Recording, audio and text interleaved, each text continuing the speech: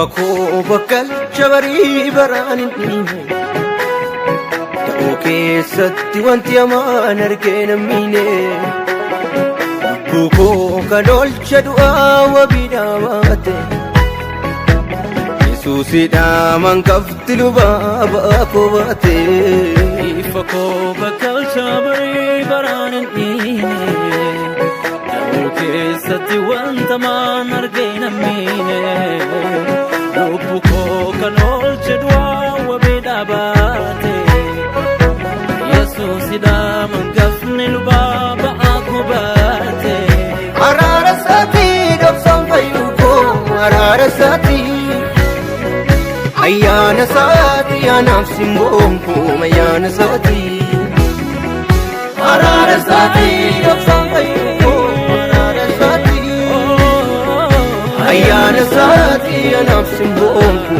ayana sati Arara sati doksan fayuko arara sati Ayana sati anaf simbonko ayana sati Baga gammanne bakka jirtanitti nagaaniif ayyaanni Waaqayyoo isiniif haa baay'atu jecha itti aansuudhaan oduu gammachiisaa gurra nama hawwatu isin dhageessisuudhaaf qabadhee dhiyaadheera.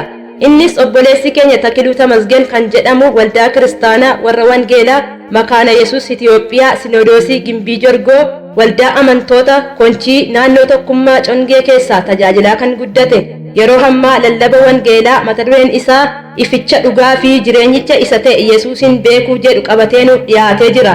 Walumaa galatti lallabni dubbii sagalee Waaqayyoo kun eenyummaa fi maalummaa Yesuus Kiristoos kan nutti agarsiisudha.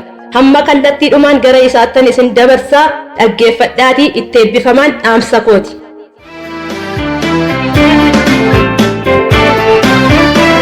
Dhugaa dubbii keerraa nu barsiisi karaa qajeelummaa nu agarsiisi ijoollummaatti hanga dullumaallee karaa keera deemnaa si ilaalle dhugaa dubbii keerraa nu barsiisi karaa qajeelummaa nu agarsiisi ijoollummaatti hanga dullumaallee karaa keera deemnaa si ilaalle.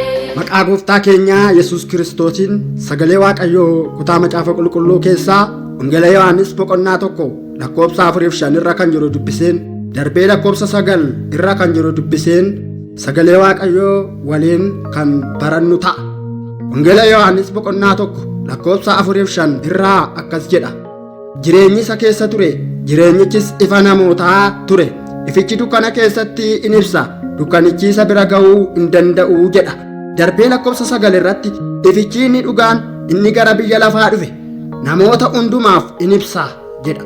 Kutaa macaafa qulqulluu kanarratti hundaa'uudhaan mata duree ificha dhugaa fi jireenyicha isa ta'e Yesuusin beekuu kan jedhu sagalee Waaqayyoo bal'inaan walii wajjin kan barannu ta'a. Amma in kadhanna.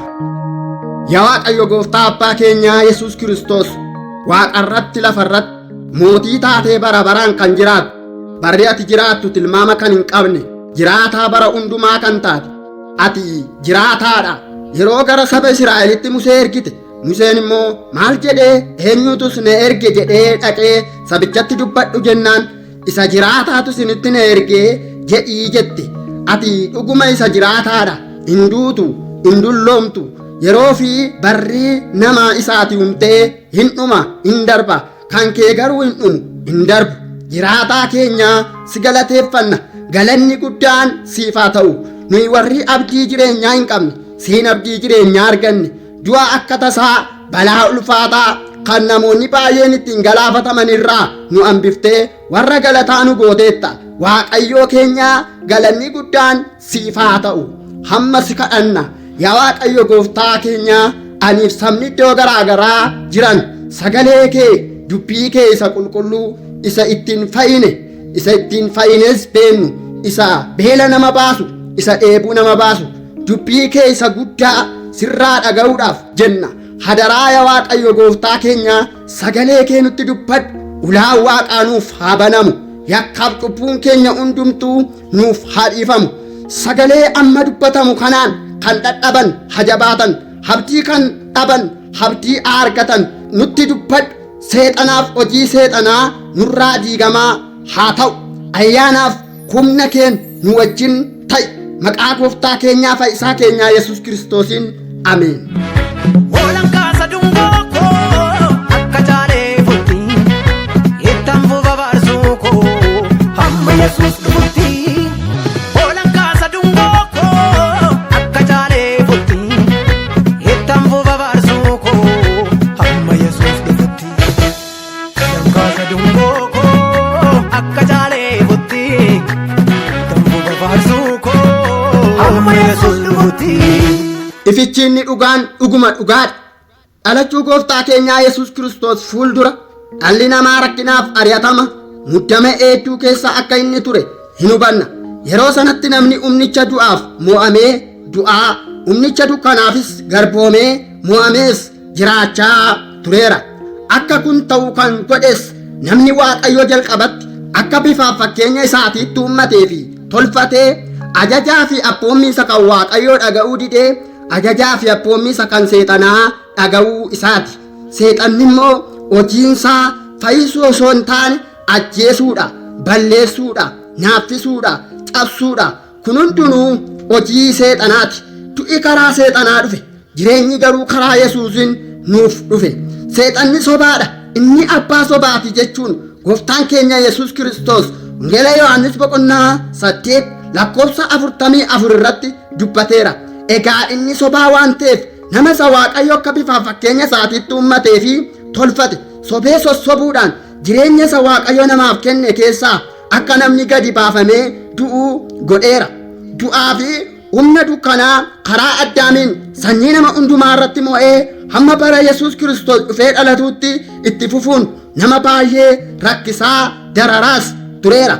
Waaqayyo abbaan rakkinaaf dhiphina dhala namaa ilaalee kanaafis fala kan ta'u tokko iyyuu akka hin jirre waan argeef tokkicha ilma isaa dabarsee nuuf kenne.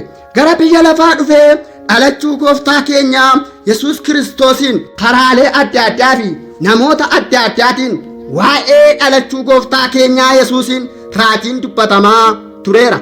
Akka fakkeenyaatti raajota waa'ee dhalachuu gooftaa keenyaa Yesuusiin raajii dubbatan keessaa Isaayyaas isa tokko ture. Macaafa raajii Isaayyaas boqonnaa 9 lakkoofsa 2 irratti sabni dukkana keessa jiraatu ifa guddaa isaa in arga jedha. Akkasumas Isaayyaas boqonnaa 11 lakkoofsa 1-2 irrattis iddeessa keessaa latiin hin ba'a. Dameen isaa hundee isaa keessaa ba'ee ija hin godhata. Hafuurri Waaqayyoo isa irra hin buufata. Innis hafuura humnaa fi hafuura ogummaati, hafuura gorsaa fi hafuura humnaati, hafuura beekumsaa fi hafuura sodaa Waaqayyooti jedha. Akkuma kana macaafa raajii Isaayyaas boqonnaa 60 lakkoofsa 1-3 irrattis inni kee dhufeera, ulfinni Waaqayyoo siif ba'eera, kanaafis ka'ii ibsi. Kunoo dukkanni lafatti ni uffisa, dukkanni limixiinis saba lafa irraa hin dhoksa. Siif garuu inni Waaqayyoo hin ba'a, ulfinni isaas sirratti hin argama. Sabni lafa irraa gara ifa kee, mootonnis gara biiftuu isa siif ba'uu hin dhufu jechuun utuu inni waa'ee dhalachuu gooftaa keenya Yesuusiin raajii dubbatu argina.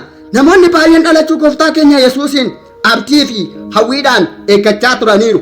Haa ta'u iyyuu malee utuu gooftaan keenya Yesuus Kiristoos gara biyya lafaa dhufee hin dhalatin isa dursee kan mul'ate Yohaannis Cuuphaa ture. Kaayyoon mul'achuu Yohaannis Cuuphaa ofii isaatii jireenya ta'ee jireenya kennuutu hin ta'in isa jireenya ta'ee jireenya namaaf kennuu danda'u, isa ifa ta'ee ifa namaaf kennuu danda'u waa'ee Yesuus Kiristoosiin dhugaa ba'uu fi namattis argisiisuu ture.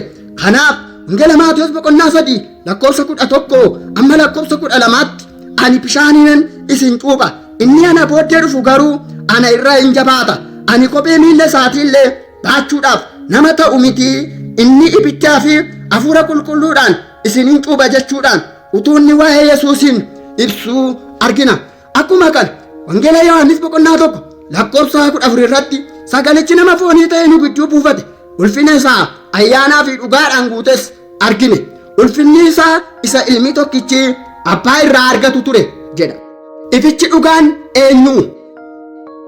Ifichi dhugaan eenyu kan jedhuuf ifichi dhugaan gooftaa keenya Yesuus Kiristoosidha. Inni ifa isa dhugaa isa sobni tokko iyyuu keessa hin jirredha.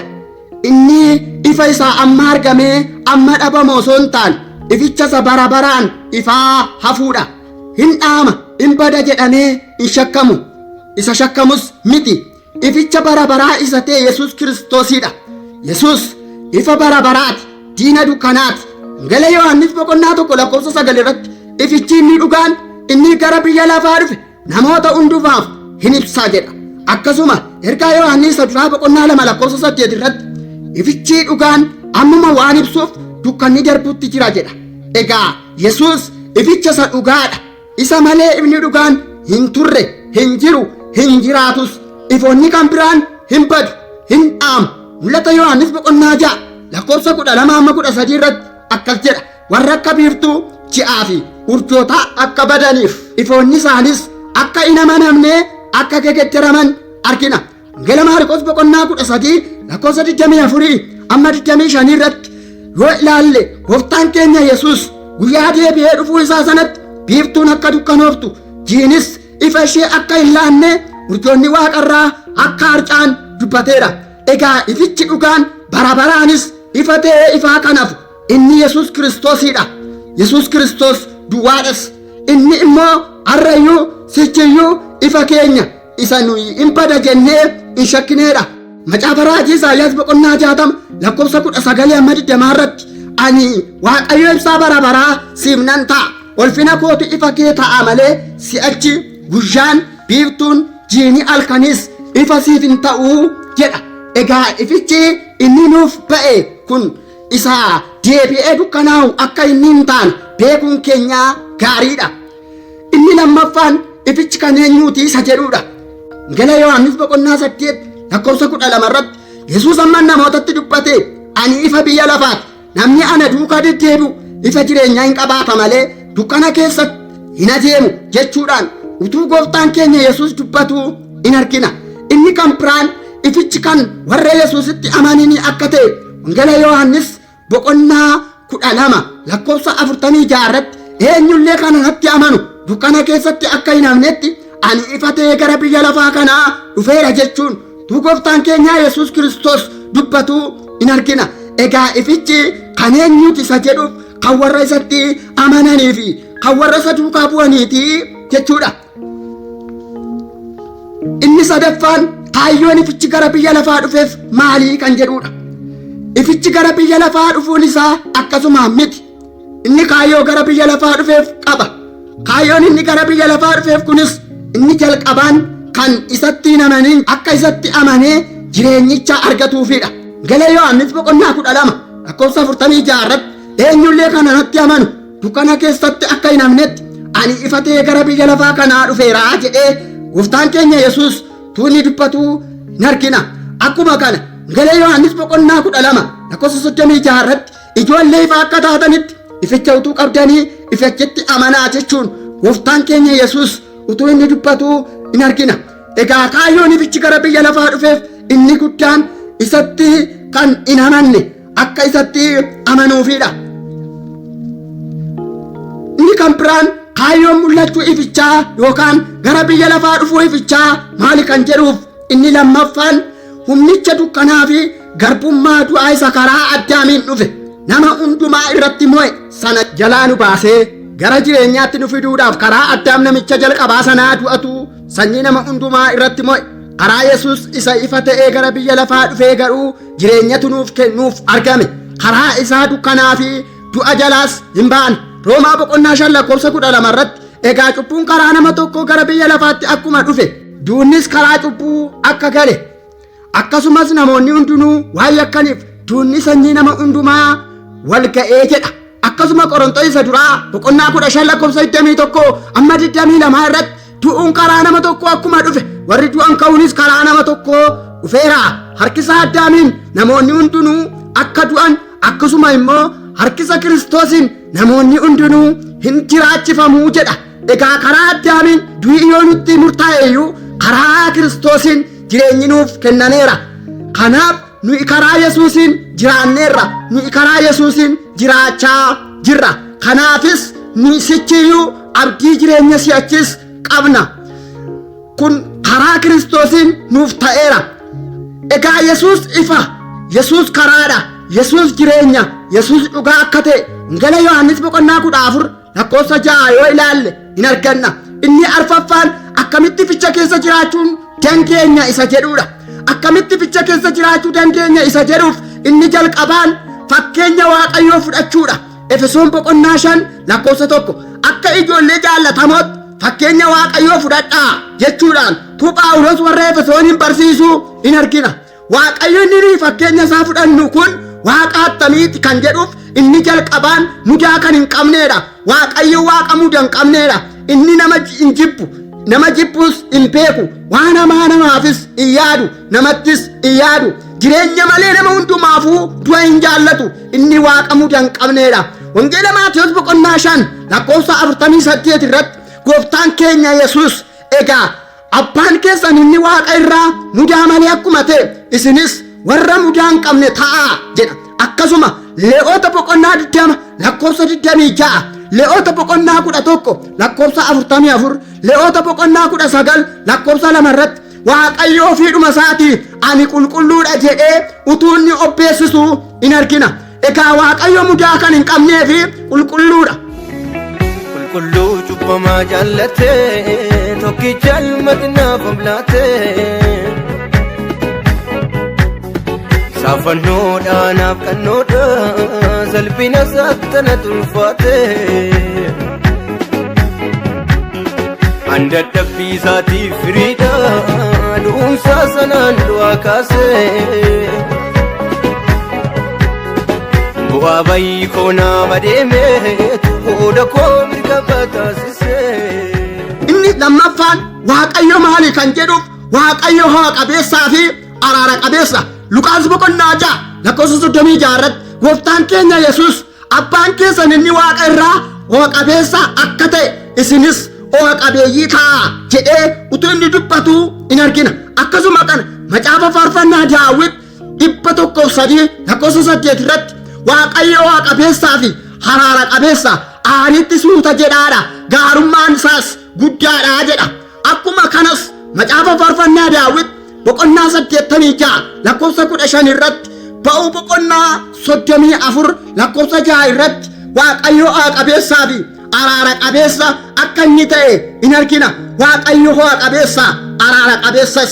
Inni kan biraan attamitti ficha keessa jiraachuun danda'ama kan jedhuuf inni lammaffaan amala Yesuus qaba turee fi akka itti Yesuus biyya lafaa kana keessa jiraachuun fakkeenya nuuf ta'etti jiraachuudha.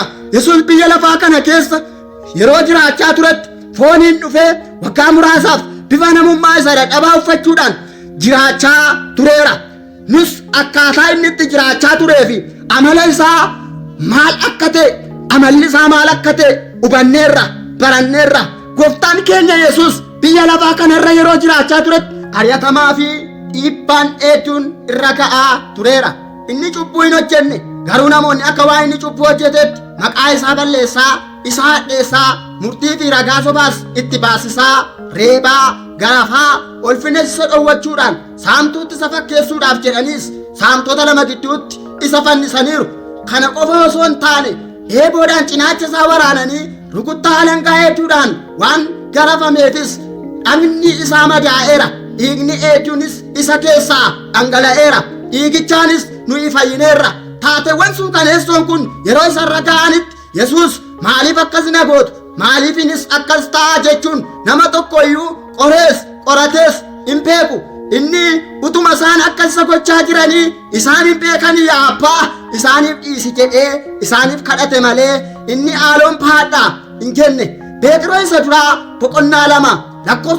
2:22-24 irratti caaffata qulqullaa'aa keessatti inni cubbuu hin hojjenne, dubbii isaa keessatti haxxummaan hin argamne kan jedhutu jira. Inni yommuu arrabsame deebisee hin arrabsine, yommuu dhiphates Waaqayyo isa firdii qajeelaa faradutti kennate malee warra isa dhiphisan hin doorsifne. Nuyi cubbuu jalaa duunee qajeelinaaf akka jiraannuuf inni ofii isaatii cubbuu keenya dhagna isaatti baatee fannootti ol ba'ee madaa'uu isaatiinis hin fayyifamtanii jedha. Egaa nus ificha keessa jiraachuudhaaf akka Yesuus godhe gochuu, akka inni itti jiraatettis jiraachuu qabna. Fakkeenya inni nuuf kennes fudhachuu qabna. Wangeela Yohaannis 13:15 irratti ani akkuman isiniif godhe isinis immoo akka gootanitti fakkeenya isiniif ta'eera jedha. Egaa fakkeenya Yesuus fudhachuudhaan akka inni itti jiraatetti jiraachuun dirqama nurra jiruudha. Attamitti ificha keessa jiraachuun danda'ama kan jedhuuf inni sadaffaan jaalalatti qabamanii jiraachuudha. Namni ificha keessa jiraachuu kan danda'u yoo jaalalatti qabamee jiraateedha. Kana sababeeffachuudhaan jaalalli maal kan jedhu itti fufuudhaan waliin kan ilaallu ta'a. Jaalalli maal kan jedhuuf inni jalqabaan abboommii gooftaa keenyaa fi seera gooftaa keenyaa Yesuusiidha. Jaalalli abboommii gooftaa keenyaa Yesuus Kiristoosiin akka ta'e Wangeela Yohaannis boqonnaa 15:12 irratti abboommiin koo isa kana, ani akkan isin jaalladhe isinis wal jaalladhaa jechuun utuu gooftaan keenya Yesuus dubbatu in argina.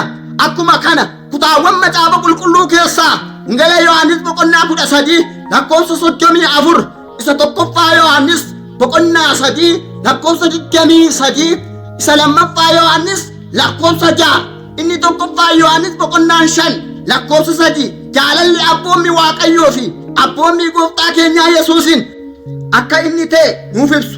Akkuma kana waa'ee nama jaallatuu fi nama hin jaallanne macaafni qulqulluun keenya waan nuuf ibsu qaba.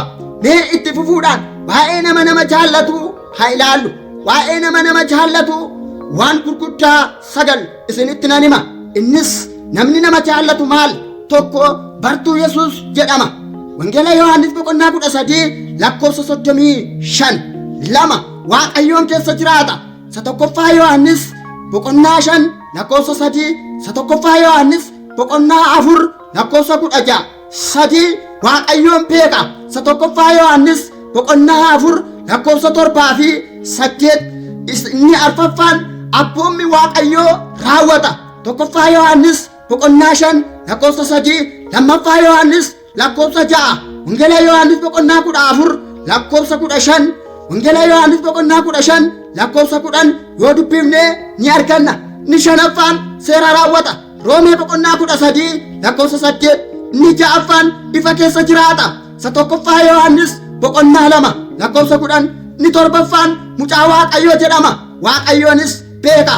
Tokkoffaa Yohaannis boqonnaa 4:7 ni 8ffaan du'a keessaa gara jireenyaatti darba.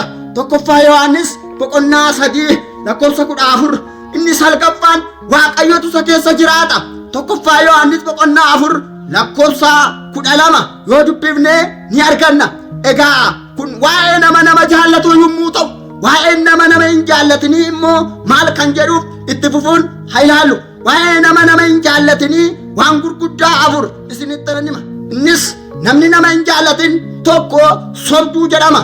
Tokkoffaa Yohaannis boqonnaa 4:20 ni lammaffaan namni akkasii dukkana keessa jiraata. Tokkoffaa Yohaannis boqonnaa 2:9 inni sadaffaan namni akkasii akka nama ajjeesetti ilaalama. Tokkoffaa Yohaannis boqonnaa 3:15 irratti obboleessa isaa kan jibbu hundinuu nama ajjeeseedha jedha. Akkasuma namni akkasii abdii jireenya bara baraa akka inni hin qabne ni dubbata. Inni arfaffaan namni akkasii Waaqayyoon iyyuu akka inni hin beekne inni tokkoffaa Yohaannis boqonnaa 4:8 irratti ni dubbata. Egaa waa'ee nama jibbuu fi jaallachuu maal akka inni ta'e isa kanarraa baranneerra. Amma jibbinee kan jirru jaallannee jaallachaa kan jirru immoo akkuma sanatti itti afufnuun dhaamsa koodha. Akkamitti ificha keessa jiraachuu dandeenya kan jedhuuf inni arfaffaan qulqullummaatti jiraachuudha.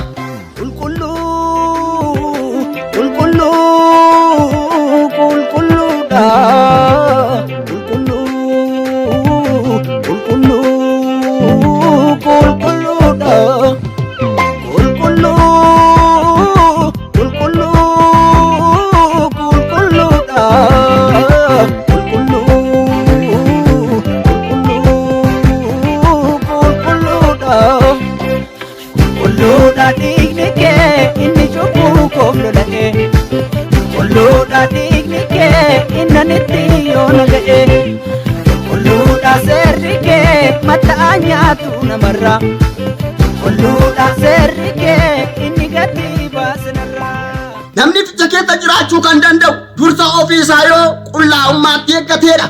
Efesoon boqonnaa 5:3 irratti akka warra Waaqayyoof qulqullaa'anitti jiraadhaa jedhee utuu Phaawulos warra Efesoonitti dubbatu in argina.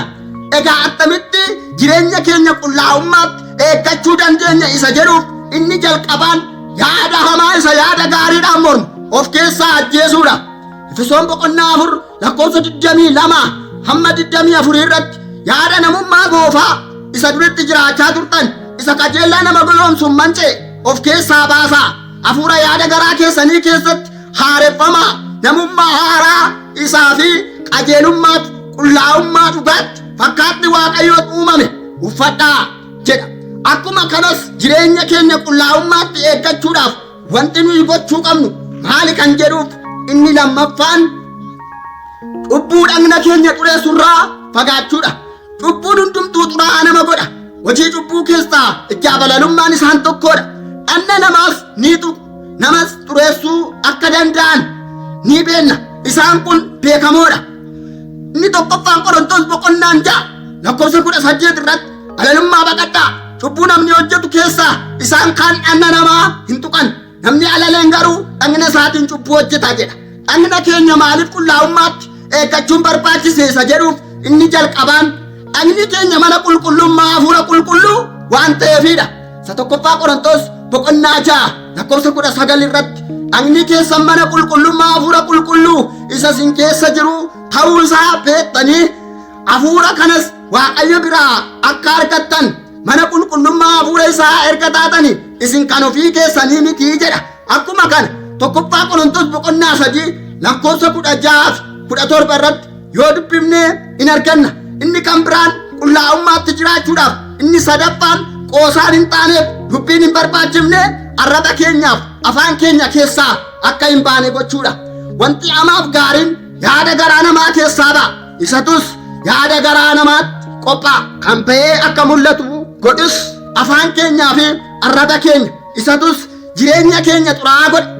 Wangeela Maatewos boqonnaa 15 lakkoofsa 11 irratti wanti afaan namaa ni xuraa'aa akka nama hin goone garuu wanti afaan namaa keessaa ba'u xuraa'aa akka inni nama godhu gooftaan keenya Yesuus dubbateera. Wangeela Maatewos boqonnaa 15 lakkoofsa 17 hamma 18 irrattis utuu inni dubbatu in argina. Akkuma kana abbaan ergaa Yaaqoob boqonnaa 3 lakkoofsa 5 hamma 6 irratti akkas jechuun utuu inni waa'ee arrabaa ibsuu in argina. Innis arrabni akkasuma bu'aa dhagnaa xiqqoo tokkodha. Waan gurguddaa baay'eedhaan of hin jaja. Ibiddi hammam xinnaatullee akka hammam guddatu iyyuu hin guba. Arrabni ibiddaa lafas jallina hundumaan hin guuta. Arrabni bu'aa dhagnaa keenya keessatti iddoo dhaabbataa qaba. Guutummaa dhagnaas hin xureessa. Ofii isaatii qilillee ibiddaatiin qabsiifamee naannoftuu dhaloota hundumaatti ibidda hin qabsiisa jechuun utuu inni waa'ee arrabaa dubbatu in argina. Inni kan biraan attamitti ibicha keessa jiraachuu hin dandeenya isa jedhuuf yookaanis attamitti ibicha keessa jiraachuun danda'ama kan jedhuuf inni shanaffaan akka ijoollee ifaatti jiraachuudhaan. Akka ijoollee ifaatti jiraachuudhaaf amala isa ijoolleen ifaa qaban qabaachuun ificha keessa jiraachuu nu dandeessisa. Jireenyi ijoolleen ifaa jiraatan jireenya ijoolleen dukkanaa jiraatan irraa adda kan ta'edha. Efesoon boqonnaa 5 lakkoofsa 8 irratti isin dur dukkanaa turtan amma garuu karaa gooftaa iftaniittu. Egaa akka ijoollee ifaatti jiraadhaa jedha. Akkuma kana warri akka ijoollee ifaatti jiraatan waan ittiin komataman akka hin qabne Filiiphisius boqonnaa 2 lakkoofsa 15 irratti Phaawulos warra Filiiphisiusitti utuu inni dubbatu in argina. Akkasumas ijoolleen ifaa maali yookaan eenyu fa'i kan jedhuuf tokko warra wanta ificha keessaa ba'u beekanidha. Warri wanta ificha keessaa ba'u beekan ijoollee ifaa akka isaan jedhaman tokkoffaa Tasalonqee boqonnaa 5 lakkoofsa 5 irratti Phaawulos ni dubbata. Wantoonni ificha keessaa ba'an gaarummaa, qajeelummaa fi dhugaa akka ta'e Efesoon boqonnaa 5 lakkoofsa 9 irratti Phaawulos tarreesseera. Akkuma kana ijoolleen ifaa maali kan jedhuuf inni lammaffaan warra hojii dukkana keessaa bakkeetti baasanidha. Hojiin dukkana keessaa hundinuu hojii cubbuuti. Efesoon boqonnaa 5 lakkoofsa 11 hamma lakkoofsa 14 irratti Roomee boqonnaa 13 lakkoofsa 12 hamma lakkoofsa 13tti yoo dubbifne kan argannu ta'a jechuudha. Inni kan biraan yookaan inni shanaffaan nama akkamiitu ificha keessa jiraachuu danda'a isa jedhuuf namni hundumtuu ificha keessa jiraachuu waan hin dandeenyeef namni ificha keessa jiraatu eenyu kan jedhu adda baafne yoo baranne gaarii ta'a. Kanaaf namni ificha keessa jiraachuu danda'u eenyu kan jedhuuf inni jalqabaan nama akkaataa deddeebii isaa ilaallachuu danda'udha. Deddeebiin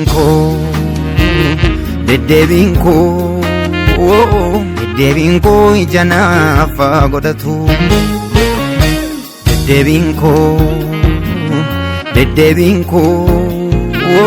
Deddeebiin koo ija naaf godhatu. Daraaree akka narchaafanne boriinsaan fafakkan godhanne garaa koof nan kennin nagana kaachuu koof si duwwaa namana. Deddeebiin koo ija naaf godhatu. Akkaataa deddeebii keenya ilaallachuun keenya ificha keessa jiraachuu nu dandeessisa. Akkaataa deddeebii ofii ilaallachuu jechuun immoo akka itti jiran ofii qoranii of qoratanii akkamittan jira jedhanii akka itti jiran beekuudha. Efesoon 5:15 irratti egaa akkamitti akka deddeebitan aleelaa ilaalladhaa. Akka warra ogeessotaatti malee akka warra ogeessota hin ta'initti hin jiraatinaa jedhee Phaawulos warra Efesoonin barsiisuu in argina. Egaa namni akkaataa deddeebii isaa gaafa ilaallatu waan gaarii hojjechuu fi gochuutti in ariifata. Wangeelaaf in abboomama. Waan gaariidhaaf yaada qajeelaa qaba. Waan hamaadhaaf garuu yaadinni inni qabu yaada haxxummaa hin taanedha. Roomee 16:19 irratti namoonni hundinuu wangeelaaf abboomamuu keessan dhaga'aniiru. Kanaafis ani waa'ee keessaniif nan gammada. Wanta gaariidhaaf yaada ogummaa akka qabaattan wanta hamaadhaaf garuu yaada haxxummaa akka isin hin qabaanne nan barbaada jechuun Phaawulos warra Roomaatti dubbatu in argina. Egaa namni akkaataa deddeebii isaa gaafa ilaallatu wanta gaariidhaaf wanta hamaa adda baafatee irraa goruu danda'a jechuudha. Egaa namni akkaataa deddeebii isaa gaafa ilaallatu maalittis fakkeeffamaa kan jedhuuf inni jalqabaan gowwaa osoo hin taane abshaala. Namni akkasii kun gowwaa osoo hin taane abshaala. Wangeelaa Maatiyos 10:16 irratti gooftaan keenya Yesuus Kiristoos akkas jedha. Egaa akka bofa abshaala ta'a akka gugees garraamii ta'a jechuun tuunni bartoota isaatti dubbatu in argina. Inni lammaffaan namni akkasii maalittis fakkeeffama kan jedhuuf in goyoonfamu. Namni akkasitti jiruu fi akkamitti akka deddeebi'u beeku akkaataa deddeebii isaas kan ilaallatu waan qabu fakkaatee fakkeesses isa goyoomsuu hin danda'u. Efesoon 4:14 irratti egaa ani si'achi ijoollee dhaana siifachi rukutu warra qilleensa barsiisa namoota haxaarotaatiin haxxummaa isaanii isa goyoomsaadhaan raawwatamuunis fudhataman hin taanu jechuun Phaawulos warra Efesoonitti utuunni barreessuu in argina. Inni sadaffaan namni akkaataa deddeebii isaa ilaallatu maalitti fakkeeffama kan jedhuu fi gara itti guddatu beeka. Namni gaafa akkaataa deddeebii isaa ilaallatu gara itti guddatu beeka. Guddinni hundumtuu guddina jedhamuu hin danda'u. Guddina yoo jedhames guddina sirrii ta'uu hin danda'u. Yeroo ammaa kana namoonni kallattii garaagaraa irraa waan garaagaraatti utuu guddatanii in argina. Kaan waan hamaa fi hojii jallinaa hojjechuu isumas guddifachaa isattis guddachaa jiru. Warri kaan ammoo waan qajeelaa fi hojii gaarii hojjechaa hojichas guddifachaa isattis guddatu. Guddinni akkasii kun guddina sirrii fi guddina gaarii jedhamuun isa beekamuudha. Egaa nuyi guddinni hundumtuu guddina waan ta'eef guddanne osoo hin taane guddinni nuyi guddannuu fi guddachuu qabnu guddina milkaa'umsa qabuudha. Sababni isaas guddinni hundumtuu guddina yoo ta'e iyyuu guddinni nuyi guddannu guddina milkaa'umsa qabuu fi guddina galma qabu ta'uu qaba. Efesoon 4:15 irratti kanaa mannaa jaalalaan dubbii dhugaa dubbachaa kottaa karaa hundumaa gara isa maxaanuuf ta'ee gara Kiristoositti hin guddannaa jechuudhaan Phaawulos warra Efesoonitti dubbatu in argina. Dhugaa fi guddinni galma qabu Kiristoositti guddachuudha. Kiristoositti guddachuun nama guddaa nama godha. Inni lammaffaan nama akkamii ificha keessa jiraachuu danda'a kan jedhuuf nama yeroo isaaf kennametti hojjechuu danda'uudha. Yeroon kan inni nuuf kennameef inni guddaan akka nuyi harka marannee teenyuuf osoo hin taane akka nuyi ittiin hojjennuufidha. Yeroon kan inni nuuf kennameef hojiidhaafidha. Waaqayyo gaafa nama uume nama hojii hojjechuu danda'u uumes tolches.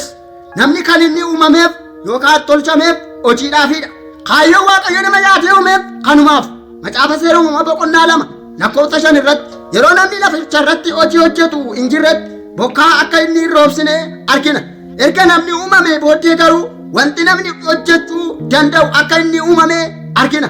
macaafuma seera uumaa boqonnaa 2:15 irratti kan arginu Waaqayyo Gooftaan nama isa uumee fi tolche akka inni hojjetuuf iddoo hojii kennuufii isaa argina. Isa tokkoffaa Tasalonqee boqonnaa 4:11 irratti akkuma nuyi dursinee isinitti himnetti jireenya gabii jiraachuu, maayii keessan dhimma baafachuu, waan ittiin jiraattan argachuudhaaf harka keessaniin itti dadhabdanii hojjechuun ulfinatti lakkaa'adhaa jechuun Phaawulos warra Tasalonqeetti dubbatu in argina.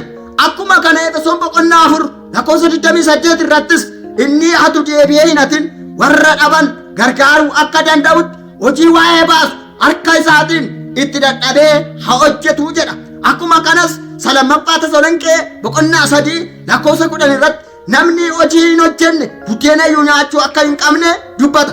Tuma fufuudhaan lammaffaa Tasalonqee boqonnaa 3:6 irratti ammas obboloota nana isin keessaa nama hojjechuu dhiisee dhibaa'ummaatti jiraatu, nama akka barsiisasaa nu biraa argataniitti hin jiraannettis hidhata akka hiikkattan maqaa Gooftaa keenyaa Yesuus Kiristoosiin isin in abboomna. Nu yommuu isin bira turre hojjechuu dhiibnee dhibaa'ummaatti hin jiraanne. Isinis fakkeenya keenya duukaa bu'uun hammam barbaachisaa akka ta'e ofii keessanii iyyuu hin beektu. Nama tokkotti illee ba'aa akka hin taanetti halkanii fi guyyaa hojiitti dadhabnee hojjenne malee utuu gatii hin baasiniif nama tokko irraa buddeena illee hin nyaanne. Nu ilaaltanii duukaa akka buutaniif fakkeenya isiniif taane malee jechuun Phaawulos warra Tasalonqeetti dubbatu in argina. Egaa kaayyoon uumamuu namaa yeroo isaaf kennametti fayyadamee hojjetee jiraachuufidha. Yeroon hojiif nuuf kenname taa'umsaan, dhibaa'ummaan dabarsuun cubbuudha. Yeroon amma ati argite kun darbinaan lammaffaa hin deebitu. Yeroon ati qabdu yeroo ati hojjettee ofii keef biyya kee geeddaruu dandeessu amma. Sababni isaa hojiin diina iyyummaati. Iyyummaan meeshaa gurguddaaf xixiqqaadhaan ari'amuu yookaan mo'amuu hin danda'u. Meeshaan iyyummaa ari'uu yookaan mo'uu danda'u yoo jiraate hojii qofaadha. Hojiin daandii guddinaati. Hojiin nama guddaa nama godha. Kanaafis baroonnii fi guyyoonni nuyi dabarsine hojii malee yoo ta'an iyyuu barootaa fi yeroota nu dura jiran kanatti hojii malee dabarsuu akka nu hin qabnen dhaamsa koo isiniif dabarsuu barbaada. Inni sadaffaa fi inni dhumaan nama akkamii ificha keessa jiraachuu danda'a isa jedhuuf nama jaalalli Gooftaa maal akka ta'e adda baasee beekuudha. Jaalalli Gooftaa maal akka ta'e adda baasanii beekuun ificha dhugaa fi jireenyicha keessa jiraachuu nama dandeessisa. Efesoon boqonnaa 5:17 irratti kanaafis jaalalli Gooftaa maal akka ta'e hubadhaa, wallaalota hin ta'inaa jechuun Phaawulos warra Efesoonitti dubbatu in argina. Egaa jaalalli Waaqayyoo maali kan jedhuuf wantoota gurguddaa 3 isinitti nan hima. Jaalalli Waaqayyoo maal? 1 waan gaarii ta'eedha. 2 waan isa duratti fudhatamaa ta'eedha. 3 waan akeeka Waaqayyoo fiixaan baasu akka ta'e Roomee boqonnaa 12:2 irratti Phaawulos ni dubbata. Egaa Waaqayyo Gooftaan nama jaalala isaa raawwatee mootummaa isaatti galu nu haa godhu jechaa mata duree lallaba kootii ificha dhugaa fi jireenyicha isa ta'e Yesuusin beekuu kan jedhu yommuu ta'u kutaan tokkoffaan lallabichaa kanumaan xumurameera. Yoo jaalala Waaqayyoo ta'e kutaa lammaffaa isaa yeroo itti aanutti isiniif hin dhiyaata. Guyyoonniif baroonni keenya warri afan guyyoota eebbaaf eebbifamoo nuuf haa ta'an. Maqaa Gooftaa keenyaa Yesuus Kiristoosiin Ameen.